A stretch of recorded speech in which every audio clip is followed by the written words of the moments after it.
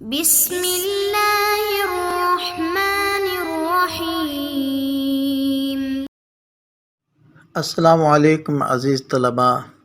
امید ہے آپ حضرات خیریت سے ہوں گے۔ آج ہمارا شرح مئۃ عاملین کا 46واں سبق ہے،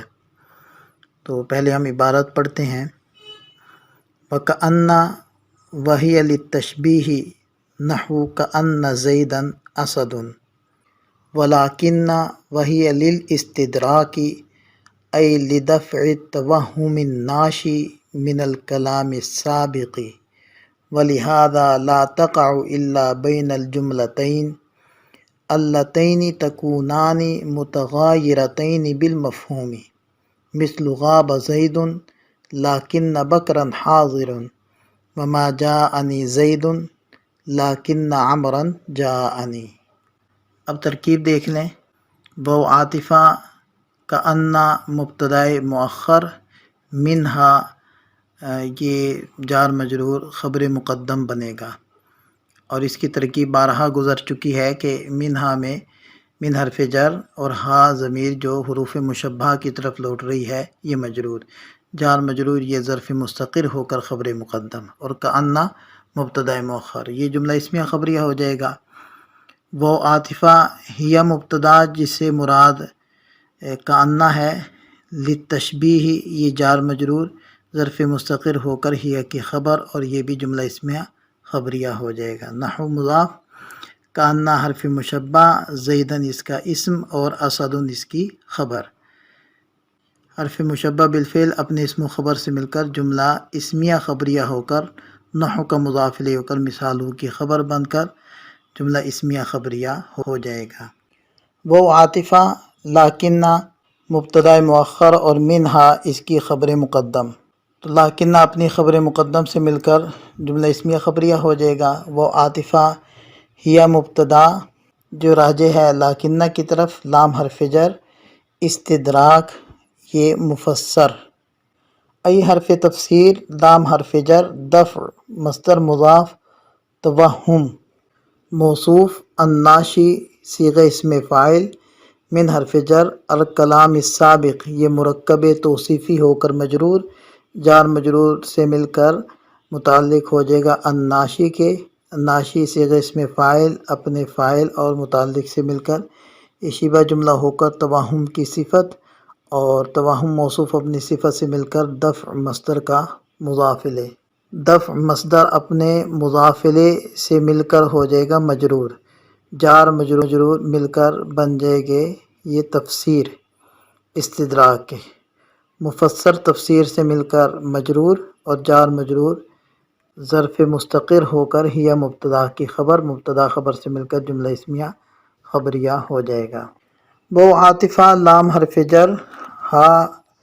حرف تنبیہ ہے، اور زا اسم اشارہ، یہ زا اسم اشارہ مجرور ہے، جار مجرور سے مل کر لا تقعو فعل کے متعلق ہو جائیں گے۔ لا تقعو فعل میں لا نافیہ ہے، تقعو فعل مضارع ہے،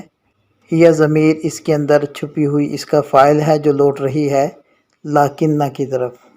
الا حرف استثناء، بین مضاف، الجملتین موصوف، اللتین موصول، تکونان فعل ناقص، اور ہما ضمیر اس کا اسم، متغایرتین یہ صیغہ اسم فاعل ہے، اور بالمفہوم یہ جار مجرور متغایرتین کے متعلق ہو کر یہ بن جائے گا تکونان کی خبر۔ تکونان فعل ناقص اپنے اسم و خبر سے مل کر جملہ فعلیہ خبریہ ہو کر اللتین کا صلہ، موصول صلہ سے مل کر بن جائے گی صفت الجملتین کی، یہ موصوف صفت مل کر بن جائے گا بین کا مضاف الیہ، تو بین مضاف اپنے مضاف الیہ سے مل کر مستثنائے مفرغ ہو کر مفعول فی ہو جائے گا لا تقعو فعل کا، فعل اپنے فاعل مفعول فی اور متعلق مقدم سے مل کر جملہ فعلیہ خبریہ معطوفہ ہو جائے گا۔ مثل مضاف، غابہ فعل، زیدن اس کا فاعل، فعل اپنے فاعل سے مل کر جملہ فعلیہ خبریہ ہو کر مستدرک منہ، لاکنہ حرف مشبہ بالفعل یہ استدراک کے لیے، اور بکرن اس کا اسم، حاضرن اس کی خبر۔ حرف مشبہ بالفعل اپنے اسم و خبر سے مل کر جملہ اسمیہ خبریہ ہو کر مستدرک، مستدرک منہ مستدرک سے مل کر جملہ استدراکیہ ہو کر معطوف علیہ ہو گیا۔ وہ عاطفہ ما جاءنی زیدن، یہ سابقہ ترکیب کے مطابق مستدرک منہ، لیکن عمرن جاءنی یہ مستدرک، یہ بھی جملہ استدراکیہ ہو کر معطوف اور یہ مل کر جملہ معطوفہ ہو جائے گا۔ اب ترجمہ دیکھیں۔ کأنّا تشبیہ کے معنی دیتا ہے۔ کأن زیدن اسد، اس کا ترجمہ ہوگا کہ زید شیر ہے، گویا کہ زید شیر ہے۔ اور لاکنہ استدراک کے لیے آتا ہے، یعنی اس وہم کو ختم کرنے کے لیے جو کلام سابق سے پیدا ہو۔ اسی وجہ سے لاکنہ صرف ایسے دو جملوں کے درمیان آتا ہے جو مفہوم کے اعتبار سے مختلف ہوں، جیسے غاب زیدن لیکن بکرن حاضرن، یعنی زید غیر حاضر ہوا مگر بکر حاضر ہے۔ اور ما جاءنی زیدن لیکن عمرن جاءنی، یعنی میرے پاس زید نہیں آیا مگر عمر میرے پاس آیا ہے۔ تو آج کے سبق میں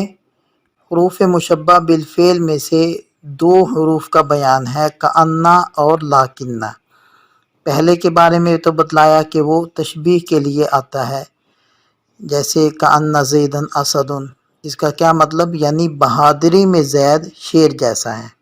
اور بعض نحوی یہ کہتے ہیں کہ کأنّا تشبیہ کے معنی تبھی دیتا ہے جب کأنّا کی خبر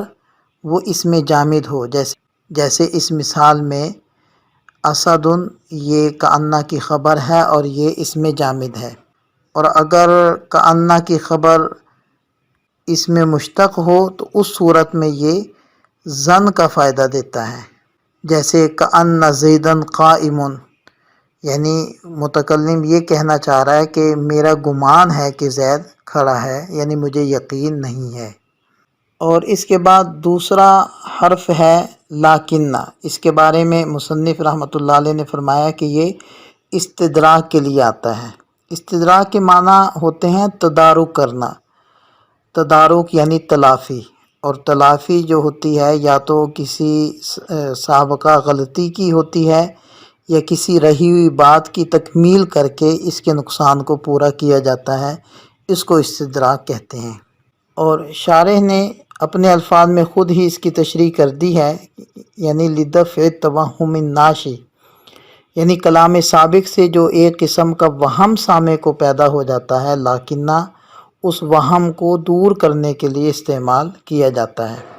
اس تشریح کی بنا پر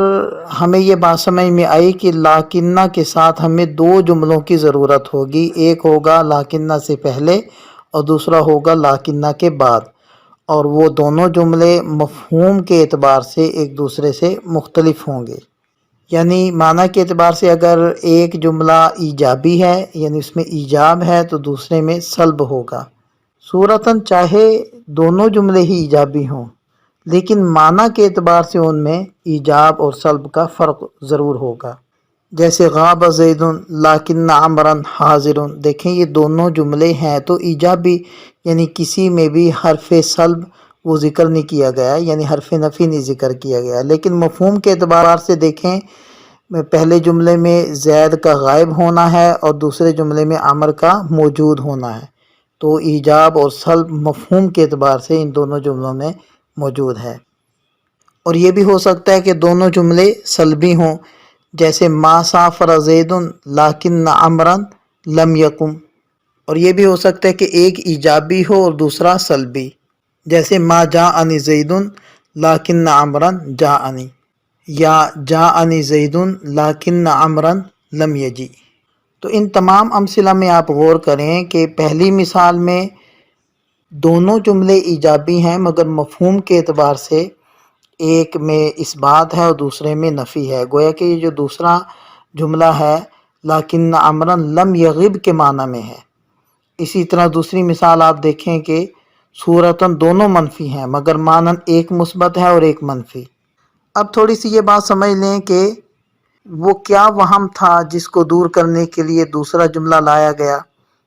جس کے شروع میں لاکنہ کو بھی ہم نے استعمال کیا؟ تو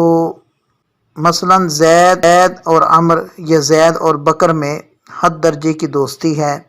ہر موقع پر یہ دونوں ساتھ ہی رہتے ہیں، ساتھ چلتے ہیں، ساتھ بیٹھتے ہیں، سفر ہو، حضر ہو یا دیگر معاملات ہوں، ہمیشہ ساتھ ہی آتے جاتے ہیں، مدرسے میں آتے ہیں، مسجد میں آتے ہیں، اسکول جاتے ہیں تو ساتھ ہی جاتے ہیں، جب ایک آئے تو دوسرا بھی اس کے ساتھ ہوتا ہے، جب ایک چھٹی کرے تو دوسرا بھی چھٹی کر لیتا ہے۔ اب ایک شخص یہ خبر دے کہ آج زید غائب ہے یا سفر میں ہے